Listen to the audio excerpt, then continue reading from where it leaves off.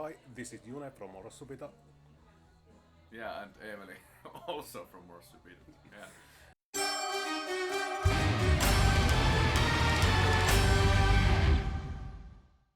Really great, really great. Yeah, so far so good. It's been a fun day and it's gonna get more fun. Yeah, Yeah. quite excited. Yeah, I think we're all super excited about it. Yeah. It's been under the works for so long, so now we're just and we've been waiting for so long to actually put it out, so now we're like everybody's like almost exploding already. Yeah.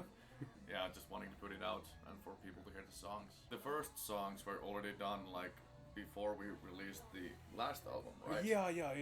It has been many years since the first tracks.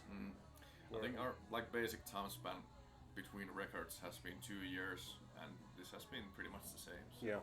yeah. In the beginning of 2000, we were playing with the guys, mostly demo songs, mostly hobby by then. But we all had this same idea to make it bigger. We wanted to record an album by ourselves, and it actually took quite some time to release our first album. But afterwards, we've been releasing two more. This is our fourth one. So, how to put it?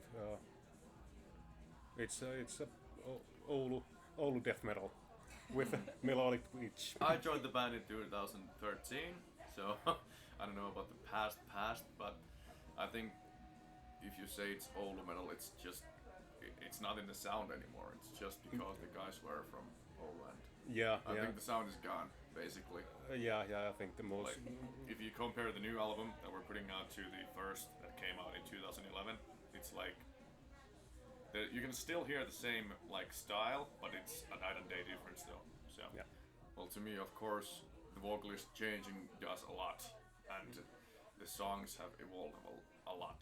Because I think like the Human Waste Compression album, the first one was really brutal and straightforward. Yeah, and everything was like Hape's, the singer back then, Hape's vocals were like super aggressive and straightforward and old school pretty much, and so were the songs. There was melody and modern stuff, but the feel was really like chunking and old school stuff. And yeah. Now I'd also like to add that we've been trying to push our limits further from earlier album, which we released. So try to evolve as much as we can, but still sounding the same. We made some changes to our pre-production, and as well as recording process and all the writing process. I'd say it was quite a lot different than Into the Pitch Black, which we did. We spent so much time. Yeah, there was like more like group involvement this time. So yeah, there was more pre-production sessions and more ideas being thrown out, and yeah, we did it more as a group this time. It may be something to do with the sound, in which we all have our opinions about how it should sound like. So it kind of came up together nicely. Well said. Yeah. We had some challenges like maybe I think the music side was pretty straight, like instrumentals were pretty straightforward, and I think that turned out really good. And then with the vocals, I had a couple of writer's blocks during this whole thing, so we really had to create a lot of different versions of the songs, like lyrics and like the whole singing thing. So there was a bit of a struggle with that, but in the end it turned out good. And we also had the recording process we had to go to so many studios. There was 5 or 6, I'm not even sure anymore, but that was kind of a challenge because we had to change the environment and like vocal mics, and we had to match stuff, and that was a struggle. And the fact that we are the whole band since the time of Into the Pitch Black. We've been distributed across the Finland because I live here. Emily lives in Tampere, the rest of the guys lives in Oulu, and of course there's Ville who lives in Kemi. So we had to organize a bit more than last time for this recording process. What comes with the collaboration? I think it's gone really smoothly. Really smoothly. We have had our labels had our backs in almost every time. Every time it's really good. A lot of situations, yeah. And I think like I'm not sure when the guys from Out of Line and Mika started talking about like doing that record deal. I'm not even sure when was that, but it was a long time ago though. And then now, as we dropped from Inverse, we had the opportunity to go with them, and it seemed like a really good idea, and it has been. Yeah. We are now getting so much more help than with the last album, so it's of course gonna push it like forward. And of course, remains to be seen how much we can do with the album now when it's getting released, and what we can do with them. And yeah, we'll see. I'm really looking forward to it. I think there were quite a few of the options we had, but this one was the only one which kind of glued the whole album together. Because as you said, there's no track called Extinction Era. It's the whole thing. The whole package. Yeah. And of course we were thinking about that. Should we have a title track? Should we name the album with one of the track names or what? But then somebody just threw out Extinction Era, and they were like, "Shit, that's good." Yeah. Oh, yeah, cool. It's not necessary to have. The title came before the pandemic, so we've been asked a lot that is it related, and at least I don't see it as being related. But of course, many people would think that it is, and sure, if you want to think it like that, sure. It kind of gets everything together by like it could be like everybody's personal Extinction Era, basically. Yeah, it's just there's so many dark themes in there, so why not have a dark name? Yeah. Yeah, but time to time it goes so deep, so it's basically a good reference, the name. Yeah. Many times I just try to wait it out, basically, but if it takes too long, then you just have to start doing things and push, like, there's gonna be a lot of crap that you're gonna produce for a while, but then it starts to get better, and then when you actually do something good, that maybe inspires you, well then you just try to find a source of inspiration from somewhere else. Yeah, and that's just, I don't know, there's no certain way to get rid of it, but it just happens at some point. With The Sick, which was the first single, we did receive really good reactions of that, because it's gonna be, it is the opening track of the whole album. It's one of the most brutal and fast forward songs we have, so it sounded like a good idea to release that one first, and I think we have been getting quite good feedback. So far, like almost everything has been positive, and that's good. Yeah. That's good. And with Into Eternity, the video production was really very much bigger than with The Sick, so that obviously was one thing, but it's really different song compared to Sick. Yeah, they're totally like from like I don't know. Yeah, two different ends. Yeah, they could be from different albums easily, but they're not. Yeah. So, but yeah, mostly positive feedback, and then there's been like some constructive things also, but nothing like really bad so far. Yeah. Yeah. A few thumbs down in YouTube. Yeah. Different people like different songs, and I hope there's something for everyone in this album. There should be. Yeah, should be at least. I'd say it's well balanced. Yeah. There's like a lot of brutality, but also a lot of beauty. So, and we managed to find a point where, I mean, the crossroads point, so we have both, and it's really insanely good. Because if it's, I don't know, nowadays if you listen to albums, if they're too brutal or too melodic, it doesn't hold up for the whole album, then you just have to mix it, and yeah, you get perfection.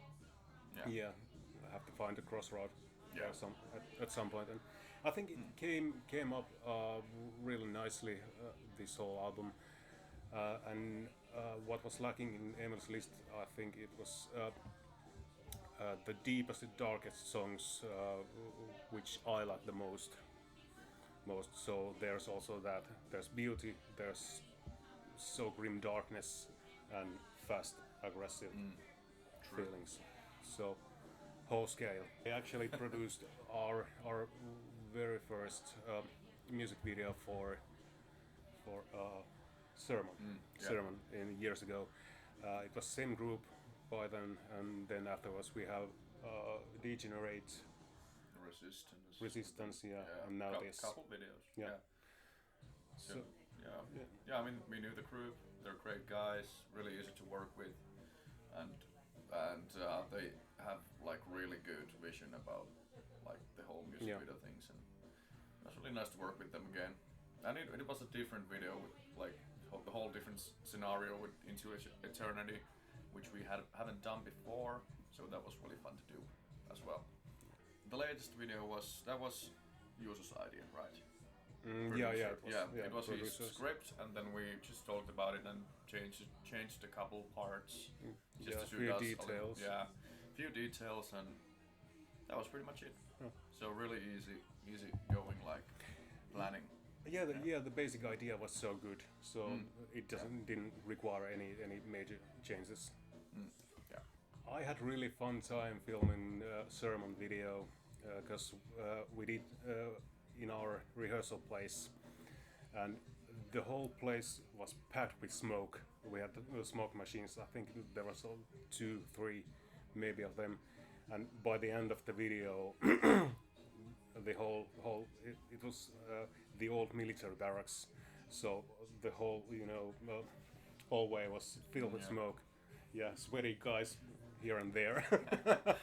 It was fun times. All right.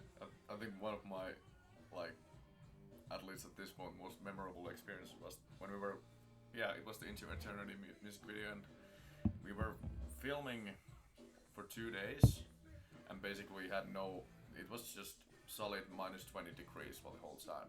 The house where we were filming in, there was no, like nothing, just freezing cold. And then we were like they told us that we're gonna go and film in the sauna scene, so we're like, fuck yeah, it's gonna be warm. And then we were like, they were like, nope, it's not.